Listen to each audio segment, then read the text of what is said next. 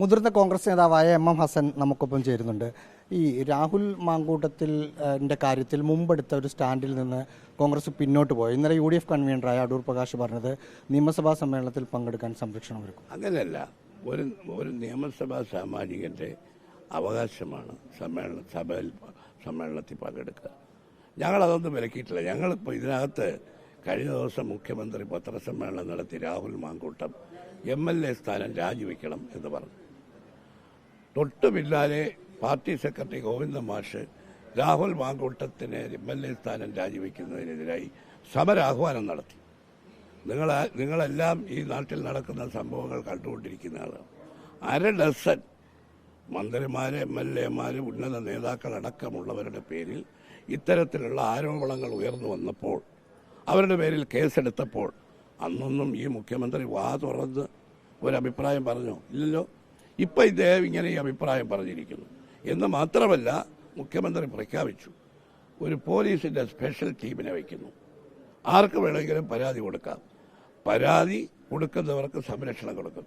ഇതുവരെ ഈ നിമിഷം വരെ ആരെങ്കിലും പോലീസിൽ പരാതിപ്പെട്ടിട്ടുണ്ടോ രാഹുൽ മാങ്കൂട്ടത്തിനെതിരെ? രാഹുൽ മാങ്കൂട്ടത്തിനെ ന്യായീകരിക്കുകയല്ല, രാഹുൽ മാങ്കൂട്ടത്തിനെതിരായി ആരും ഒരു കേസ് കൊടുക്കാതെ, പരാതി കൊടുക്കാത്ത സാഹചര്യത്തിലാണ് മാർക്സിസ്റ്റ് ഉന്നതരായ നേതാക്കൾ MLA-മാരുടെ പേരിൽ വന്ന സ്ത്രീപീഡന പരാതികളെക്കുറിച്ചൊരു അന്വേഷണം പോലും നടത്താത്ത മുഖ്യമന്ത്രി പെട്ടെന്ന് അദ്ദേഹം പറയുകയാണ് രാജിവെക്കണം. അതൊന്ന് പറഞ്ഞോട്ടെ. അതോടൊപ്പം ഒരു കാര്യം കൂടി പറയണം. പണ്ട് ഈ നാട്ടുപുറത്തൊക്കെ സ്പെഷ്യൽ ടീം ഉണ്ടാക്കി അന്വേഷണം വെച്ചപ്പോൾ എനിക്ക് തോന്നിയത്, മുഖ്യമന്ത്രി തന്നെ പറയുക പരാതിക്കാർ വരൂ, പരാതി കൊടുക്കൂ. പണ്ട് അമ്മി കുത്താനുണ്ടോ എന്ന് ചോദിച്ചു നമ്മളെ നാട്ടുപുറങ്ങളിൽ ചില ആളുകൾ കറങ്ങിത്തിരിയും. അതുപോലെ ഇപ്പോൾ മുഖ്യമന്ത്രി സ്പെഷ്യൽ ടീമിൽ വെച്ച പോലീസുകാരിറങ്ങി പരാതിക്കാരുണ്ടോ. എന്തൊരു ഗതികേടാണ് ഇവിടുത്തെ ആഭ്യന്തര വകുപ്പിന്. പിന്നെ ഒന്നുകൂടി, മാർക്സിസ്റ്റ് പാർട്ടിയുടെ കഴിഞ്ഞ 2022 പാർട്ടി കോൺഗ്രസ്, കണ്ണൂരിൽ നടന്ന പാർട്ടി കോൺഗ്രസിലാണ് മാർക്സിസ്റ്റ് നേതാക്കൾക്കെതിരായി പാർട്ടിയിൽ ഉയർന്നു വരുന്ന സ്ത്രീപീഡന അതിക്രമങ്ങൾ, അതേക്കുറിച്ച് അന്വേഷിക്കാൻ പാർട്ടി ഒരു ആഭ്യന്തര പരാതി പരിഹാര സെല്ലുണ്ടാക്കാൻ തീരുമാനിച്ചു.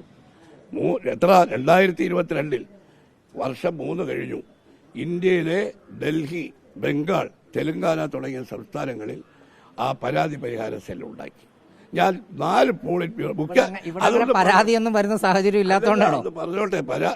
രാഹുൽ മാങ്കൂട്ടത്തിനെതിരായി ഈ പരാതി പരിഹാര സെല്ല് കേരളത്തിൽ എന്താ മാർക്സിസ്റ്റ് പാർട്ടി ഉണ്ടാക്കാത്തത്?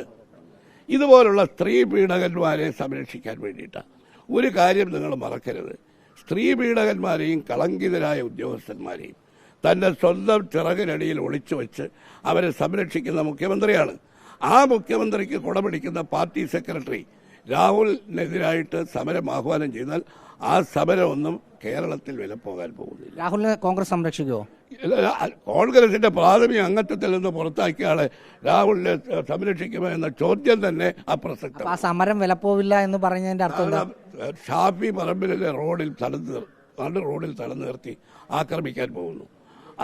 അത് DYFI നേതാവ് പറഞ്ഞത്, ഞങ്ങൾ തടയാൻ തീരുമാനിച്ച തടയും, ആക്രമിക്കും. ആയിക്കോട്ടെ.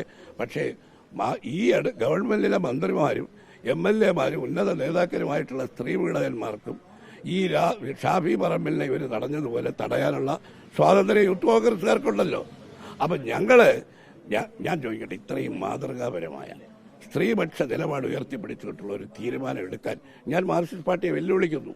മാറ്റുന്ന സഞ്ജി, രാഹുൽ മാങ്കൂട്ടത്തിനോട് നിയമസഭാ സമ്മേളനം സെപ്റ്റംബർ 15-ന് തുടങ്ങുകയാണ്.